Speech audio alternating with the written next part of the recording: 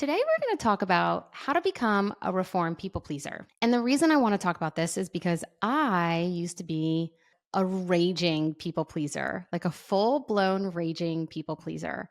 I did everything for everyone for all the wrong reasons. I did what I thought I should do. I did what I thought I should do as a mom, what I should do as a wife, what I should do as a friend, what I should do as a sibling, like you name it, as a career person, like you name it, I did it. And if you ever find yourself saying yes to things you have absolutely no time or energy for or to complete, and you maybe even shy away from difficult conversations, or you find it really difficult to ask for help, or you never accept help when it's given, you could potentially be a people pleaser. When I first started out as a mom, I wanted to do everything. I wanted to be the room mom. I wanted to be involved in everything. I also owned a business at the time, which is like crazy to own a business and think that I could be the room mom and show up and carpool every day. And like you name it, I wanted to do it. And little by little, what I found is that I was chipping away at myself in order to give to others. And I was absolutely drowning. And it got to the point where I ended up selling my business. And one of the reasons I sold my business, one of the biggest reasons I sold my business, is because I realized I was doing way too much and not anything very well. And it was all the pressure and the immense amount of pressure that I was placing on myself to do it all and be it all and show up to everything. And we all, at some level or another, everyone feels the need to please or people please to a degree. It's when it gets in the way of yourself that it's harmful. And everybody's motivations are differently, right? Personally, I like to now live in a place where I keep my inner peace. And that's what keeps me a rather regulated person, right? I tend to now go with the flow and do what's easiest, if you will. But if you do that too much and you have voice and you push it down, you again may be people pleasing. And so I want you to really think about it honestly boils down to, are you enjoying your life? What is the purpose of your life, right? Believe it or not, your purpose is not to serve others, even if you're a parent. Your purpose has become something everyone must have. You must have some purpose in life. Otherwise, what's the point, right? Whether your purpose is to create art or be a civil servant or like you need something, right? But what if this revolutionary idea was that what if your purpose was just to simply be? No ulterior motives, right? Your purpose is on earth is to live and enjoy your life, right? And purpose is what you make of it. It doesn't have to be a big, shiny diamond in the sky. It can be simple. You can choose to live your life fully and open heartedly, and you get to decide what that purpose is and what that purpose looks like for you. It's absolutely possible for you to decide that serving others is your purpose and your purpose is to help others, and that's what makes you feel so good in life, and that's totally fine, right? Like I do that in my life, right? I knew from a very very very very very young age that I wanted to help others. I wanted to be able to serve others. I found occupational therapy when I was a junior, I believe, in high school. And I found this facility in New Orleans and I was like, oh my gosh, what do you do? How do you do this? And I knew I wanted to help others and I knew I wanted to help specifically children with special needs. And from that point on, when I found that calling, I took every opportunity. I went to summer camps where I was a staff member, and it was an incredible, incredible experience. And I helped so many different children with so many different diagnoses, and it was amazing. And I did that to make sure that that's what I wanted to do with my life. And so I'm still on that path today. That path looks different. I don't work in a hospital setting anymore. I don't own my own brick and mortar clinic anymore, but I do still continue to help others.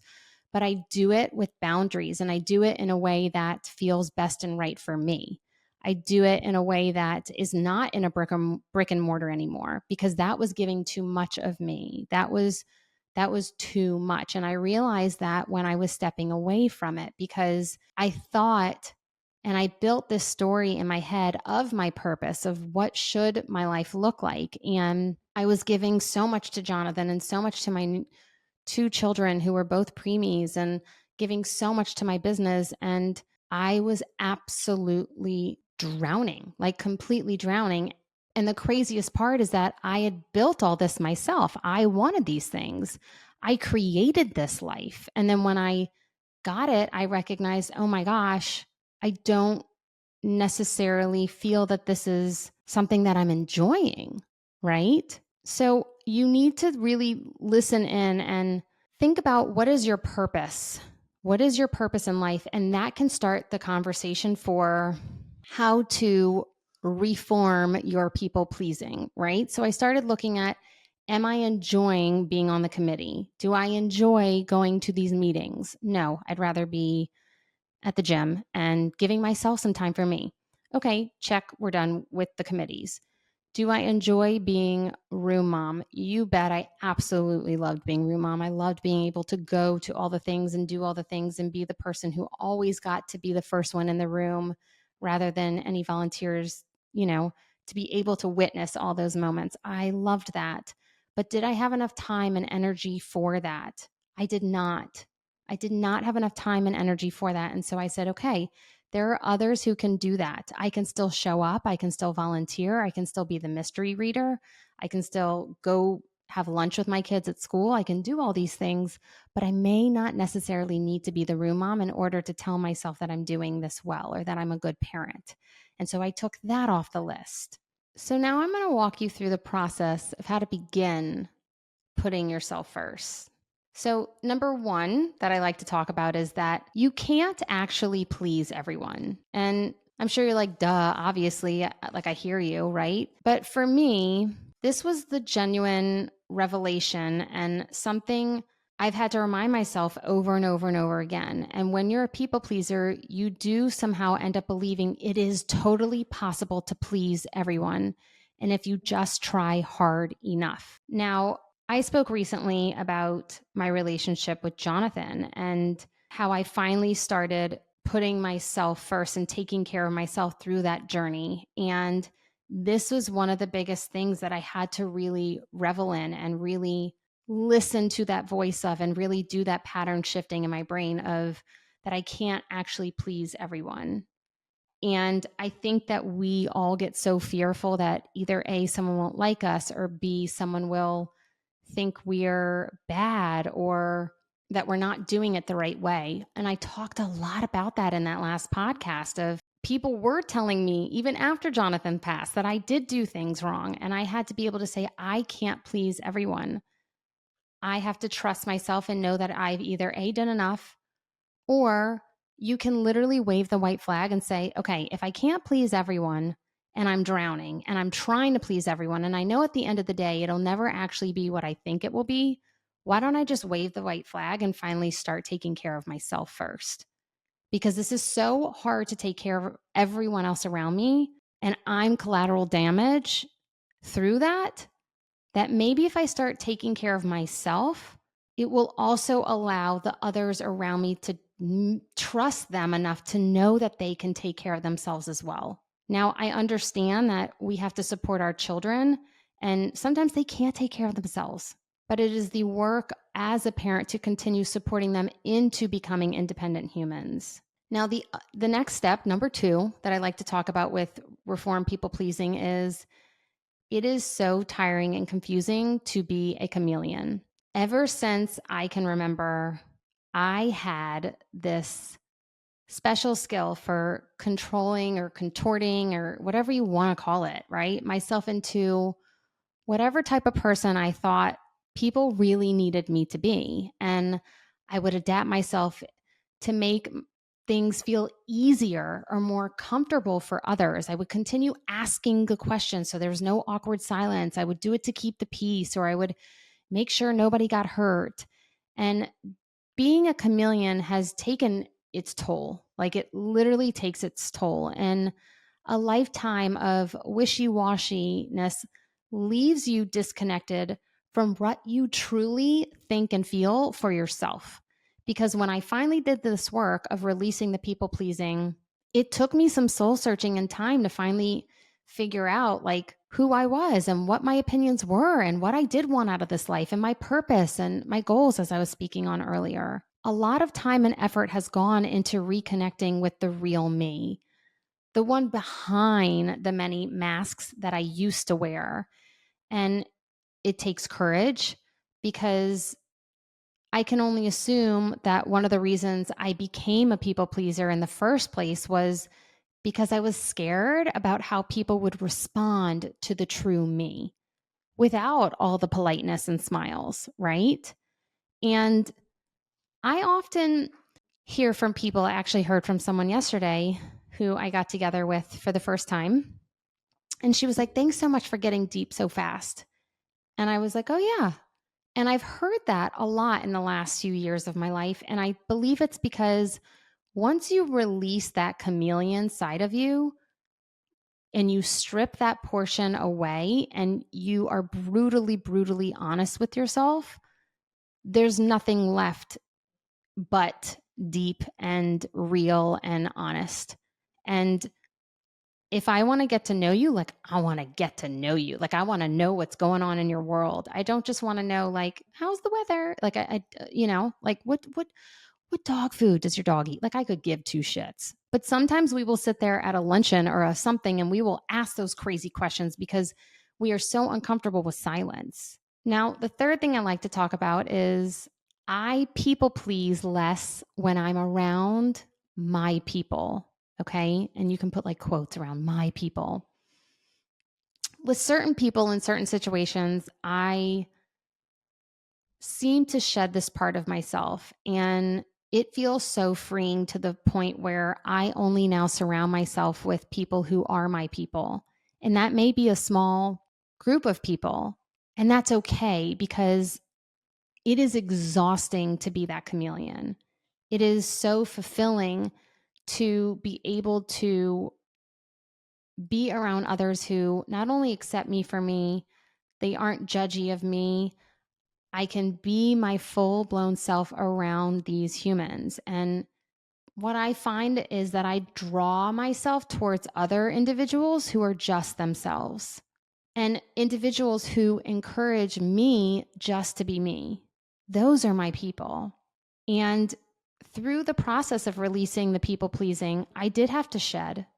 And it is hard, it's scary. It's if you have a community that you've been shoved into because of maybe where you live or your religious affiliation or the town or the community or the school or whatever it is, and you're like, hi, and you've like built this group but you just don't necessarily feel like you belong. That is your gut saying you're chameleoning all over the place. Maybe you should listen in. And I know it's hard, but you can find those people.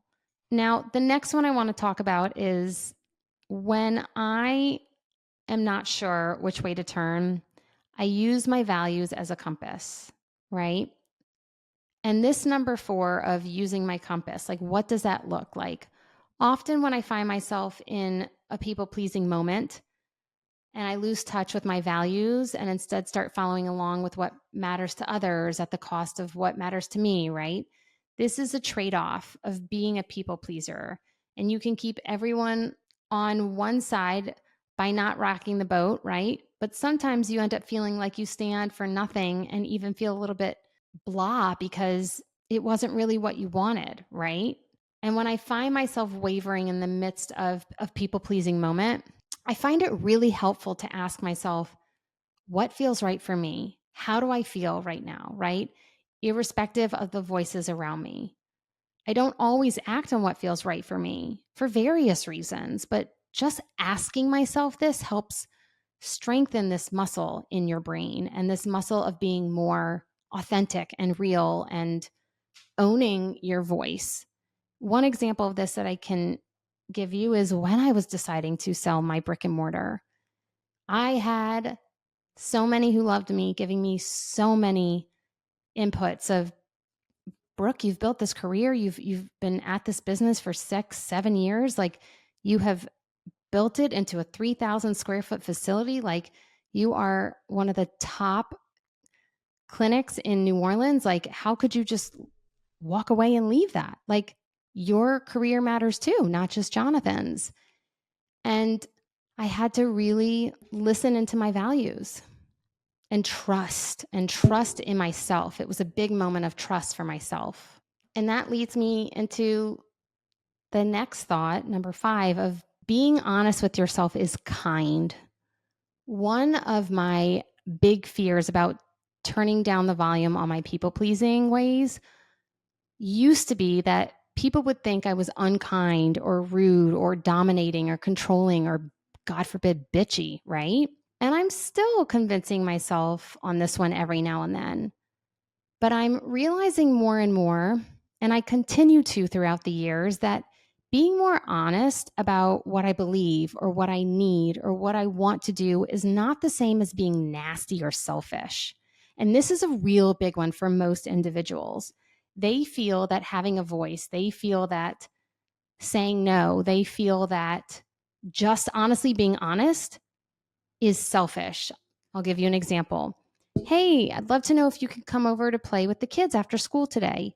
Have you ever made up some cockamamie, like BS excuse of like, oh no, sorry, da da da, has this today, and like, oh, it's gonna, oh, thank you so much for coming. Like, you could just say, thank you so much for inviting us. Please include us again. I can't thank you enough. I really wish we could, but we just can't for today. Period. The end. Period. The end.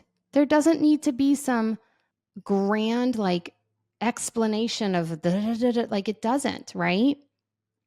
It is okay to just be honest of like, I just don't know if I feel like doing that tonight. Or if someone asks you a question, thank you so much for asking that. Unfortunately, I just don't really feel like talking about that right now. Like, that probably gave you a little nerve, like, ding. It is totally okay. You can thank them. Thank you so much. That was so kind of you for asking that. I really, really appreciate your concern or interest, or I just don't, let's just talk about something else. It is okay. And being honest is also part of having boundaries, which is such a big piece of being a reformed people pleaser. Now, if you've always been a people pleaser, some people may not be head over heels with you when you try this out. Again, I spoke on this a little bit with Jonathan in my podcast a week or so ago. And when I did do the reforming of the people pleasing, he had no idea what to do with it, to the point where I told you, he called me batshit crazy. And I was like, no, I'm not. Some even partnerships might buck. They might hoot and holler and have tantrums, if you will, because and lash out because they don't understand it. They may even tell you straight up. And you know what? As upsetting and unsettling as those moments can be, at least you know you're standing firm in backing yourself. And often people who we most need to set boundaries with are the people who least like us setting those boundaries. And I feel like I should probably say that again. The people who you need most to set boundaries with are the people who will least likely enjoy you setting those boundaries. They will push back, they will lash out, they will use guilt as a way to try to get you to go back to your old ways.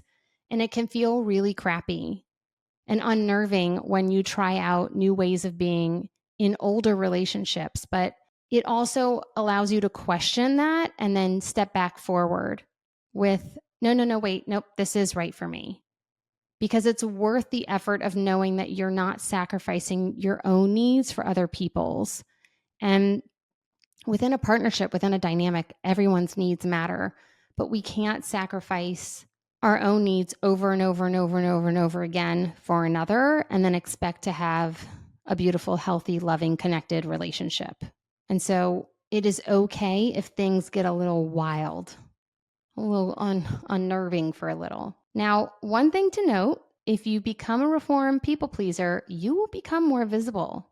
I've lived a lot of my life trying to keep the peace, right? But when you finally decide to own your voice, you can't fly under the radar as much, but that's okay. It is okay.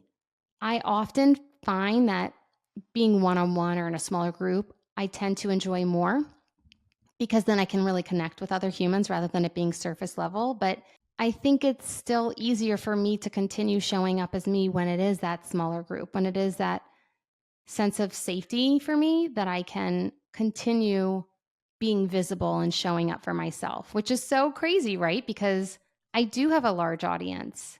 And this has honestly taken time for me to share. Like, it took me a year and a half to share with you what happened to Jonathan. A year and a half. But it's because I've started to own my voice, and I did it very slowly and listened in to what felt best and right for me. And then the last part I want to talk to you about is acceptance, and patience is really, really key with this. One of the things that's helped most of my clients as well as myself to push into, or push, I guess you could say, out of those people pleasing ways is to accept where I'm at the process, accept exactly where I'm at. And through conversations with trusted people in my life, I have much more insight into this aspect of who I am. And unfortunately, insight doesn't always lead to change, at least not straight away, but awareness is literally the first place to start. And the awareness and the acceptance of where you're at is key.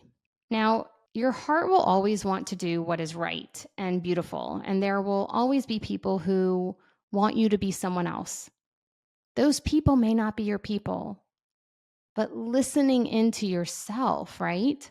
Pausing, asking yourself, how do I feel? Is this something I feel like doing or something I think I should do? Is this something I need to do, want to do, or should do? Maybe I should start saying no. When these feelings come up for you, you get to decide, going all the way back to the beginning of this conversation, of like that purpose in your life of like, how do you want your life to look?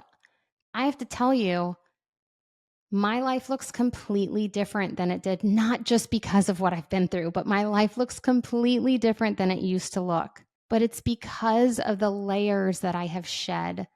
And one of the biggest gifts of doing this work with clients is getting to observe their own shedding and their own people pleasing. And it is truly part of mental health is releasing your people pleasing tendencies, because if you're doing everything for everyone else, you're not doing for yourself, not nearly as much as you should. And if you're not doing enough for yourself, then that means that your mental health is suffering. That means that you are neglecting yourself. And so many of us do it. I'm going to leave you with one last thing. People pleasing and being a reformed people pleaser, it's not all bad. It's not all negative. It's when we can find a balance, right, of meeting our own needs as well as those we love, right? Being a people pleaser for me, I feel that I have gained a deep sense of empathy, the ability to foster genuine, true connections with individuals. I'm great at advocating on behalf of others, right, and my clients. Seeing the harshness and the strength and talent in others. And I'm really good at managing conflict. And that's because I used to be able to keep the peace, and now I'm more vocal. And so I've got both. But living in integrity with yourself, aligning yourself to your own purpose, that takes time, that takes energy, that takes effort. But don't ever settle. Don't ever settle for showing up in the world just simply for others. Because when you continue to self-neglect, when you continue to support others and not yourself, it does eat away at you. And so start small.